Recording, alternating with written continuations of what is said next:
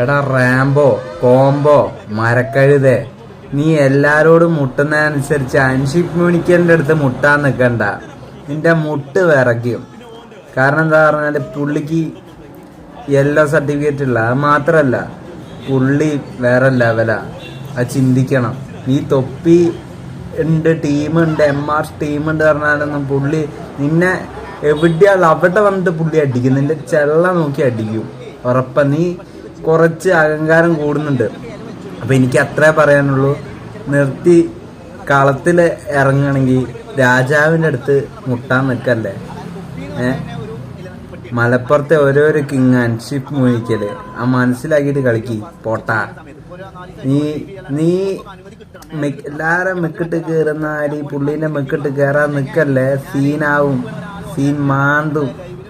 നിനക്ക് പുള്ളീനെ വെച്ച് കോണ്ടന്റ് ഉണ്ടാക്കണം അല്ലേ. നടന്നതന്നെ. ഇപ്പൊ എന്തുണ്ടായി? നിന്റെ നമ്പറും നിന്റെ തൊപ്പീന്റെ നമ്പറും ഇനിയിപ്പൊ അടുത്ത എല്ലാരും നമ്പറും നീ ചെവിന്നുള്ളിക്കോ. പുള്ളീന്റെ അടുത്ത് കളിക്കാൻ നിൽക്കണ്ട. അത് മുതല് വേറെ.